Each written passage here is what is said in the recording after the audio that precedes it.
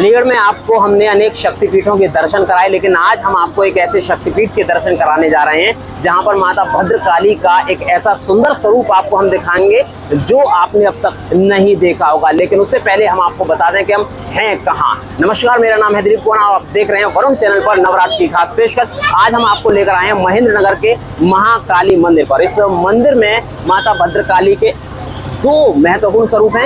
एक स्वरूप है माता भद्रकाली का और दूसरा स्वरूप है यहाँ पर माता महाकाली का। ये बड़ी प्राचीन मंदिर, बहुत ही प्राचीन मंदिर है। 1976 में इस मंदिर की स्थापना होना प्रारंभ हुआ था और 1980 में ये मंदिर बनकर तैयार हो गया था। मैं आपको यहाँ पर बताऊंगा कि यहाँ पर इस मंदिर की जो प्राचीनता है वो क्या है, साथ ही आपको ये भी बताऊंगा कि इस मंदिर की क्या विशेषता है। बता दूं आपको कि महेंद्र नगर में कालीदह पोखर का नाम आपने सुना होगा, साथ ही आपने सुना होगा कालीदह मरघट का नाम।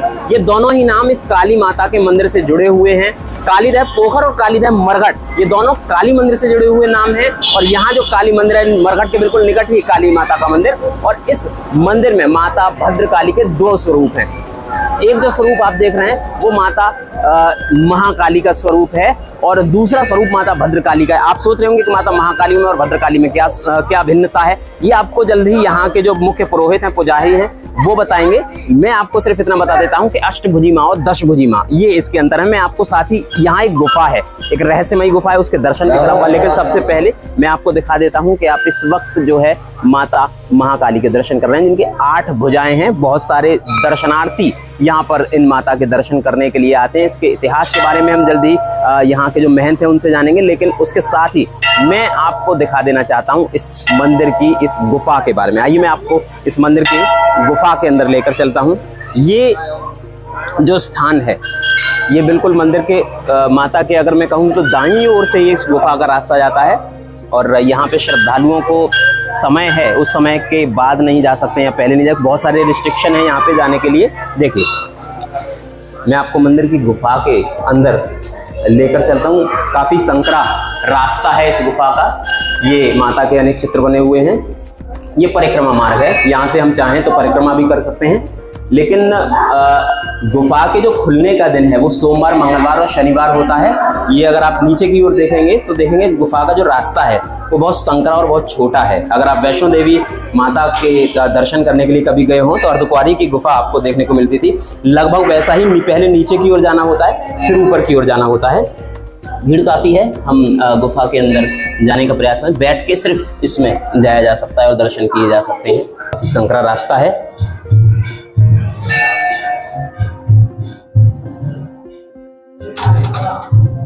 ये गुफा जो है ये लगभग अगर हम कहें तो अर्धकुंवारी गुफा अगर आपने देखी हो जो वैष्णो देवी में है, उसका आकार भी लगभग ऐसा है कि वो नीचे की ओर आती है गुफा और फिर उसके बाद ऊपर की ओर जाती है। ये लगभग वैसा डिजाइन है। यहाँ मैंने जैसा कि आपको बताया था कि ऊपर आपको माता महाकाली के दर्शन होते हैं और नीचे भद्रकाली माता के दर्शन होते हैं। ये नीचे की ओर मैं गुजारिश करूंगा अपने कैमरामैन से कि वो नीचे की ओर आएँ और सभी को माता के दर्शन कराएं। देखिए आप इस वक्त माता भद्रकाली के दर्शन कर रहे हैं। माता का स्वरूप जो है वो दुष्टों के लिए बहुत डरावना स्वरूप है, परंतु उनके भक्तों के लिए डर को, भय को हरने वाला स्वरूप है, जिसमें माता महाकाली अपने ऐसे स्वरूप में है जो दुष्टों का नाश करती हैं। उनकी जीवा जो लाल रंग की रक्त रंजित जीवा है वो बाहर निकली रहते हैं। सिंह पर सवार है माता।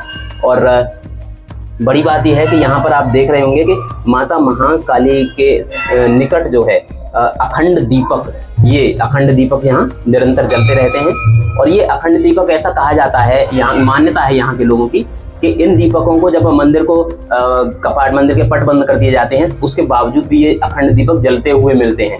सारी व्यवस्थाएं एज इट इज यहाँ पर मिलती हैं, यथावत मिलती हैं। माता के दर्शन करने से लोगों को न सिर्फ भय दूर होता है बल्कि शत्रुओं से छुटकारा मिलता है और मनोकामनाएं पूर्ण होती हैं। यहाँ के लोगों की यह मान्यता है कि वो अगर यहाँ माता के मंदिर में कुछ मांगते हैं तो निश्चित रूप से उनकी जो उम्मीदें हैं वो पूरी होती हैं, ऐसा लोगों का मानना है। ये मैंने आपको यहाँ गर्भगृह के दर्शन कराए। अब हम गर्भगृह से ऊपर की ओर चलेंगे और वहाँ पर मंदिर की बाकी चीज़ों को आपको दर्शन कराएंगे। गुफा से बाहर निकलने के बाद हम ये परिक्रमा मार्ग पर हैं और परिक्रमा मार्ग से चलिए बाहर की ओर इस मंदिर में। ये गुफा से बाहर हम इस मंदिर से अब आ चुके हैं। ये जैसा कि मैंने आपको बताया था कि माता के दाहिने हाथ की तरफ से गुफा में प्रवेश करते हैं और बाहिने हाथ की तरफ से निकल कर आते हैं। एक इस मंदिर की एक विशेषता और है कि यहाँ का जो हवन कुंड है, आप देख रहे होंगे मेरी बाईं ओर हवन कुंड है, इसकी गहराई लगभग 6 फुट बताई जाती है और काफी चौड़ा हवन कुंड है। ऐसा कहते हैं कि जब यहाँ पर हवन होता है तो कई घंटों तक हवन चलता रहता है, 4-4, 5-5 घंटे तक, परंतु ये हवन कुंड कभी भरता नहीं है और कई सैकड़ों नारियल इस पर चढ़ा दिए जाते हैं, परंतु हवन कुंड भरता नहीं है। ये यहाँ की एक ऐसा हवन कुंड शायद आपको कभी और देखने को नहीं मिला होगा, इकलौता ऐसा हवन कुंड है। मैं मंदिर के और स्थानों के आपको दर्शन कराता हूँ। मंदिर के माता के ठीक इधर की साइड में आप देखेंगे हनुमान जी की आपको विग्रह दिखाई देगा। हनुमान जी के निकट शेषनाग का एक विग्रह, शेषनाग का ये विग्रह भी मंदिरों में अन्य स्थानों पर हमें देखने को नहीं मिलता है। जो शेषनाग पृथ्वी को अपने फन पर उठाए हुए हैं वो शेषनाग यहाँ पर देखने को मिलते हैं। देखिए मैं निकट से अगर आपको दिखाऊं तो ये ऐसा कहा जाता है, मान्यता है कि शेषनाग के फन पर पृथ्वी टिकी हुई है। उन्हीं शेषनाग के यहाँ पर दर्शन होते हैं और यहाँ हनुमान जी के भी साथ में दर्शन होते हैं। उसके ठीक इधर माता का एक और स्वरूप, यहाँ माता भगवती चामुंडा माता का स्वरूप है, निकट ही भद्रकाली माता का स्वरूप है और शेषनाग का, ये 3 स्वरूप हमें यहाँ पर दिखाई देते हैं। और उसके ये पीपल का वृक्ष है।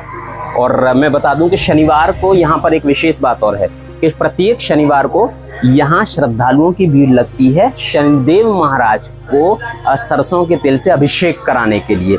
शनिवार को पीपल के वृक्ष के नीचे अगर शनिदेव का कोई विग्रह है, अगर वहाँ अभिषेक अगर शनिदेव को कराया जाता है सरसों के तेल से, तो ऐसा कहते हैं कि शनि की 7.5 समाप्त हो जाती है या ढैया समाप्त हो जाती है और शनि जो दुष्प्रभाव देने वाले हैं वो सुप्रभाव देते हैं, अच्छा प्रभाव देते हैं। शनि की शक्ति से अनेक बार लोग, आपको बता दूं कि रंक से राजा बन जाते हैं। ऐसा कहा जाता है कि अटल जी के ऊपर भी 7.5 थी, लेकिन वो इसी 7.5 के दौरान प्रधानमंत्री भी बने थे। यहाँ एक तरफ साईं बाबा का विग्रह और फिर उसके बाद ये माता चामुंडा का एक और विग्रह। माता चामुंडा का ये विग्रह थोड़ा अलग प्रकार का है। गुरुजी से जानेंगे यहाँ के जो महंत हैं कौन सा विग्रह है इस विषय में। और इधर अगर आप देखें तो मैं आपको दिखा दूं कि यहाँ मेरे बाईं ओर आप देख रहे होंगे कि शिवलिंग, ये भी एक अलग प्रकार का शिवलिंग है। यहाँ शिव परिवार है, गणेश जी, माँ पार्वती, नंदीश्वर और ब्रह्मा जी यहाँ पर हमें दिखाई देते हैं।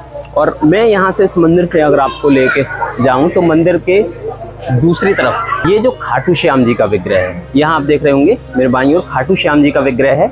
और जैसा कि आप जानते हैं कि बड़ी मान्यता है खाटू श्याम जी की, खाटू श्याम जी का विग्रह यहाँ पर होना एक बड़ी बात है। माता काली के बिल्कुल निकट यहाँ खाटू श्याम जी का विग्रह देखेंगे और खाटू श्याम जी के विग्रह के निकट ही आप चित्र देखेंगे यहाँ राधा कृष्ण जी का। और जैसा कि आप जानते हैं कि भगवान श्री कृष्ण की कृपा से ही जो बर्बरीक थे उनको खाटू श्याम बनने का सौभाग्य प्राप्त हुआ था। तो ये भी एक बड़ी बात है कि आरे का सहारा बाबा श्याम का यहाँ पर एक विग्रह बना हुआ है। और यहाँ एक बार फिर से 2 बार आप दो विग्रह आपको मिलेंगे। आप देख रहे होंगे कि यहाँ पर माता भद्रकाली एक सुंदर स्वरूप है जिसमें जीवा उनकी दिखाई दे रही है और उनके ठीक निकट आपको देखेंगे भैरव बाबा। ये भैरव बाबा का जो है विग्रह है। आपको बता दूं कि जो भैरवनाथ हैं वो वो तंत्र साधना इनकी भैरव बाबा की जाती है। बटुक भैरवनाथ की छोटे रूप में और बड़े रूप में भैरवनाथ की साधना की जाती है। यहाँ भैरव बाबा का भी विग्रह हमें देखने को मिलता है। और आइए ये पूरे मैंने आपको मंदिर का भ्रमण कराया। यहाँ के जो मंदिर के जो महंत हैं हम उनसे बातचीत करेंगे और जानेंगे कि इस मंदिर का क्या रहस्य है, क्या इतिहास है। और अब मैं आपको दिखाता हूँ इस मंदिर का जो प्रमुख मुख्य जो विग्रह है माता महाकाली का, उधर मैं आपको लेकर चलता हूँ। ये माता महाकाली का ये मुख्य विग्रह है जो कि गुफा के जो गर्भगृह हमने दिखाया था उस गुफा के ठीक ऊपर एक ये विग्रह बना हुआ है। इन्हीं के दर्शन किए जाते हैं यहाँ पर मुख्य रूप से। और जितने भी भक्त और श्रद्धालु आते हैं वो इनके दर्शन करते हैं। इनके ठीक सामने ही वो हवन कुंड है जिसकी मैं आपसे चर्चा कर रहा था थोड़ी देर पहले।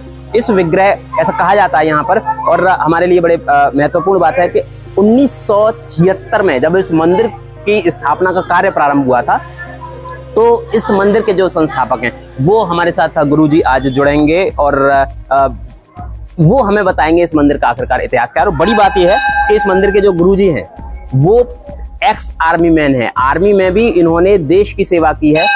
मातृभूमि की सेवा की है और मातृभूमि की सेवा करने के बाद आप माता की सेवा कर रहे हैं, माता भद्रकाली की सेवा कर रहे हैं, तो एक विशेष आशीर्वाद है गुरुजी पे। और गुरुजी सबसे पहले मैं आपका शुभ नाम जानना चाहूंगा। रामलाल शर्मा। गुरुजी कहाँ के मूल रूप से आप रहने वाले हैं? मूल तो राजस्थान के निकले हुए हम। अच्छा। और यहाँ सराय मानसिंह से। अच्छा गुरुजी, कितना प्राचीन मंदिर है और कैसे इसकी स्थापना आपके द्वारा की गई है? इसका ऐसा हुआ था कि ये जमीन हमने ले ली थी, खरीदी थी, तो आदेश ही हुआ था स्वप्न में, यहाँ मेरा मंदिर बनेगा, मेरा दरबार बनेगा, मेरा घर बनेगा, तुम्हारा नहीं बनेगा। अच्छा। उस बात को हमने माना। हमने कहा कि भाई हमारा खर्चा कैसे चलेगा, तो इसकी कृपा से हमें गवर्नमेंट सर्विस मिली, पत्नियों मिली। हमें 1 रुपया मांगा, हमें 5 रुपये मिले। अच्छा। भाई दोनों की सर्विस हो गई। आपकी पत्नी शिक्षिका थी? हाँ जी। प्रिंसिपल थी शिक्षा परिषद में। मैं वर्ल्ड बैंक में था, पहले आर्मी में था, फिर विश्व बैंक में। अच्छा। सन 76 में एक घटना आई है, जब हमने फिर इसका निर्माण शुरू कराया था। तो यहाँ पे जब खुदाई करी तो ऊपर से मना, फिर लेबर भाग गई, कभी नीचे नहीं करेंगे, ऊपर चिल्लाई होगी। तो उसने कहा मैं नीचे हूँ, नीचे से निकालो मुझे। हाँ।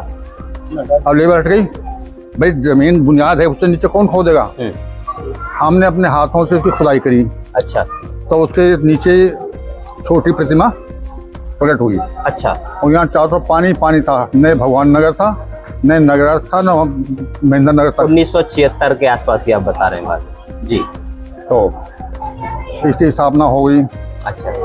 21 पंडित आए, चला था। अच्छा। प्राण प्रतिष्ठा का माँ की स्थापना हुई, मूर्ति लगी और इसका काम हो गया। फिर लोगों की पब्लिक बढ़ती चली गई। दोनों सहयोग किसी का नहीं था, क्योंकि जानता ही नहीं था। यहाँ चारों तरफ पानी पानी था, यहाँ सांप घूमते थे, कमर तक के पानी में हम आते थे। जी। वहाँ से सड़क भी नहीं थी, तो पानी के अंदर ही आते थे हम। आने के बाद में यहाँ पे करते थे, दिन में अपनी ड्यूटी करते थे, उस हिसाब से चलता रहा। बाद में फिर धीरे धीरे इसकी ख्याति बढ़ती चली गई। लोग आए, उनकी श्रद्धा हुई, उन्होंने कहा कि 3 बाई 3 का 8 कोने का हवन कुंड बनेगा। अच्छा। और 6 फुट गहरा होगा, और 3 बाई 3 के हिसाब से 3 सीढ़ियों का 8 कोने का मंदिर बनेगा मेरा। तो ये 8 कोने का दरबार है मैया का। अच्छा। अच्छा गुरुजी, एक चीज हम देख रहे हैं कि यहाँ पर गर्भगृह में भी एक माता का विग्रह है, और यहाँ ऊपर भी कौन कौन सी माताएं हैं और क्या भिन्नता है? हाँ, ये तो माता महाकाली है ऊपर। अच्छा। ये अष्टभुजाओं में है, अष्टभुजा दुर्गा रूप है जी। नीचे भद्रकाली है, वो शेर पे सवार है। हाँ। वो 10 भुजाओं में है। अच्छा।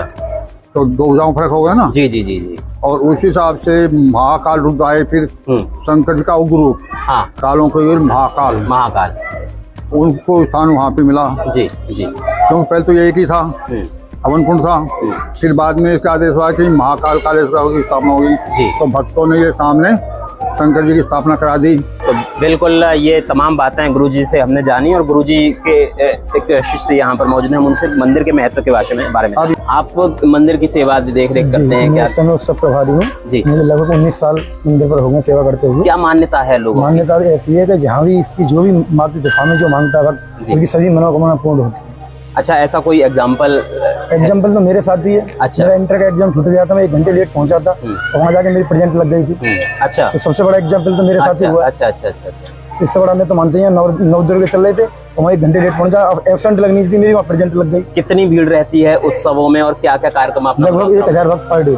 अभी आरती होगी आपके समक्ष अभी कुछ देर में। करीब 400-500 लोग आरती में मौजूद रहेंगे। उससे पहले त्रिशक्ति महायज्ञ होता है यहाँ पर। अच्छा। उसमें 250-300 माताएं बहनें रहती हैं, और शाम सुबह के टाइम पर त्रिशक्ति नीचे पूजन होता है। अच्छा। जब भक्त रहते हैं। तो क्या प्रक्रिया रहती है? नारियल वगैरह चढ़ाते हैं? नारियल पर डे 300-400 नारियल चढ़ जाते हैं। अच्छा। माँ भगवती के दरबार में।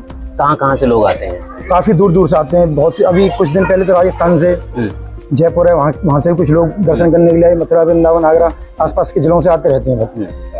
बिल्कुल जाहिर है कि इस स्थान की बड़ी मान्यता है। या देवी सर्वभूतेषु शक्ति रूपेण संस्थिता नमस्तस्यै नमस्तस्यै नमस्तस्यै नमो नमः। इस श्लोक में माता की शक्ति का वर्णन किया गया है कि माता निश्चित रूप से अपने जो भक्त हैं उनकी रक्षा करती हैं अपने शक्ति के माध्यम से। उसी शक्ति का एक छोटा सा मैंने आपको एग्जाम्पल यहाँ पर इस मंदिर के माध्यम से दिखाया, और माता की शक्तियाँ अपार हैं।